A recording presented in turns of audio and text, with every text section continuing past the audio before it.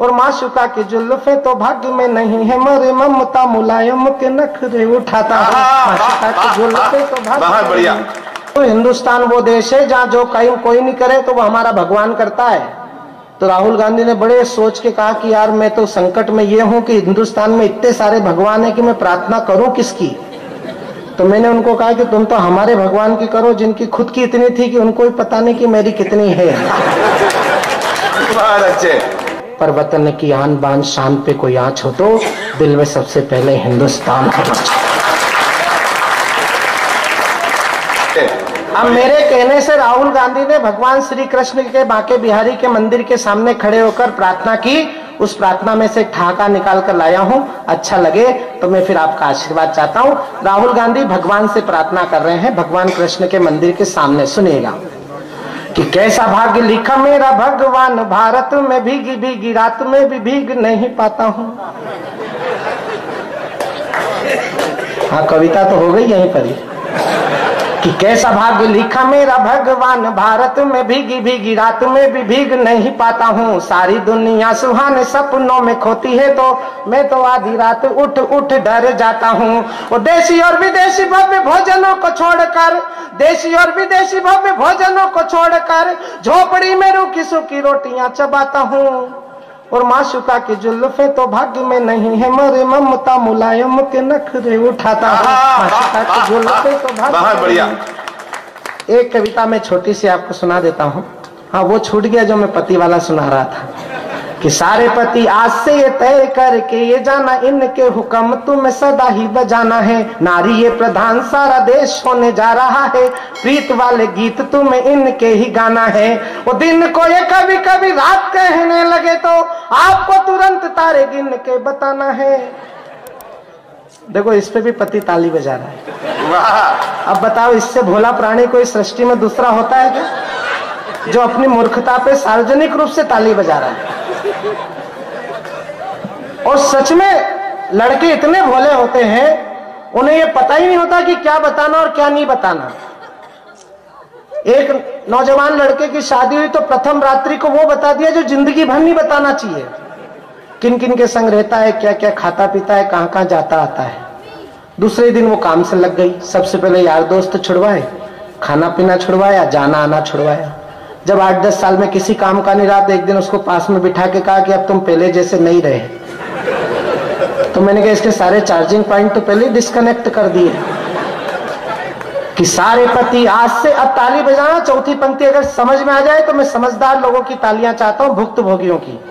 कि सारे पति, छोटू को छोड़कर, कि सारे पति आज से तय करके ये जाना किसके हुक्म तुम्हें ही बजाना है। नारी ये प्रधान सारा देश होने जा रहा है, प्रीत वाले गीत तुम्हें इनके ही गाना है। वो दिन को ये कभी कभी रात कहने लगे तो आपको तुरंत तारे गिन के बताना है। और 2 पल की देरी यदि की अगर तो समझो कि घर में भी राष्ट्रपति शासन लगवाना है। 2 पल की देरी यदि की अगर तो समझो।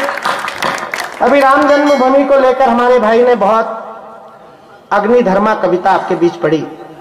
हमने सत्तन जी के नेतृत्व में देश में एक शाम राम के नाम हजारों कवि सम्मेलन किए, लेकिन पिछले दिनों कोर्ट के बाहर निर्णय करने का जो फैसला हुआ और उस पर हमारे कुछ मुस्लिम बंधुओं ने अपनी सहमति दी, देश में एक अच्छा वातावरण बना।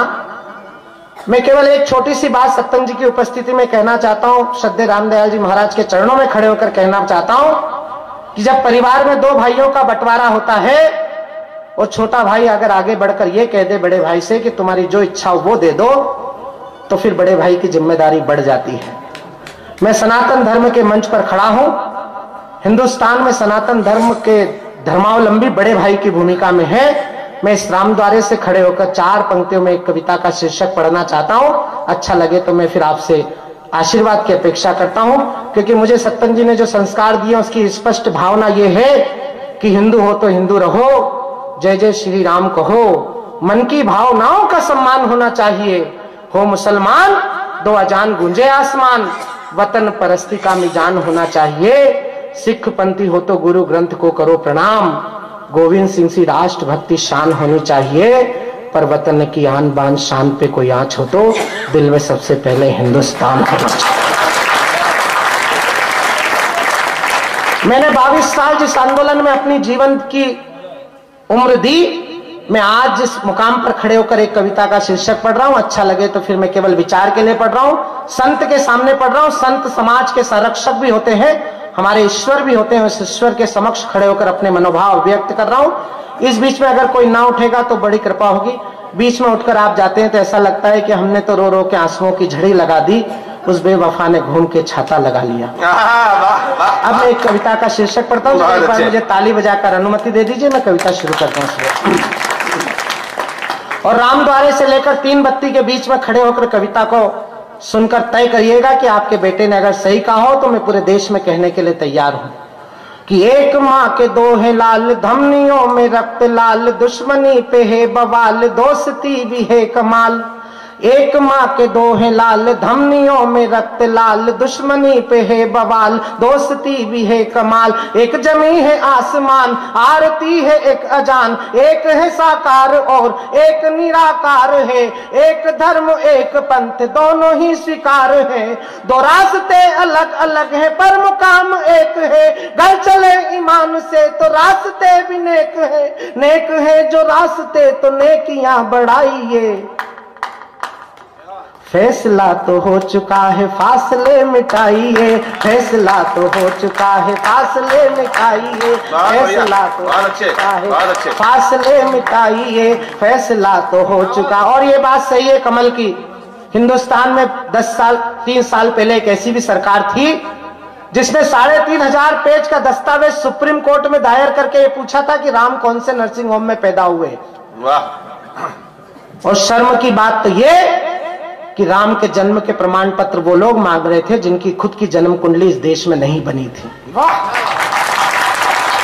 तब मैं एक बंद पढ़ रहा हूं, आपका आशीर्वाद चाहता हूं कि फैसला तो हो चुका है फासले मिटाइए, देव जन्म भूमि पे न फिर कोई विवाद हो, देव जन्म भूमि पे न फिर कोई विवाद हो, ना ही झूठे वाद हो ना व्यर्थ प्रतिवाद हो। राम राष्ट्र है हमारे, राष्ट्र ही तो राम है, ईसा नानक और पैगंबर पंथ के इमाम है। एक देश एक ईश, एक देश एक ईश आचरण में लाइए, फैसला तो हो चुका है फासले मिटाइए, फैसला तो हो चुका है फासले मिटाइए। जब भी हम लड़े हमारी मातृभूमि बट गई, जब भी हम लड़े हमारी मातृभूमि बट गई, जाति धर्म पंथ पर अड़े तो साख घट गई। देश अब बटे नहीं कुछ ऐसा इंतजाम हो, देश अब बटे नहीं कुछ ऐसा इंतजाम हो, राग देश भूल कर न व्यर्थ इंतकाम हो। हाथ तो मिला चुके हो, हाथ तो मिला चुके हो, अब तो दिल मिलाइए, फैसला तो हो चुका है फासले मिटाइए, फैसला तो हो चुका है। कविता खत्म हो गई, ताली बजाइए।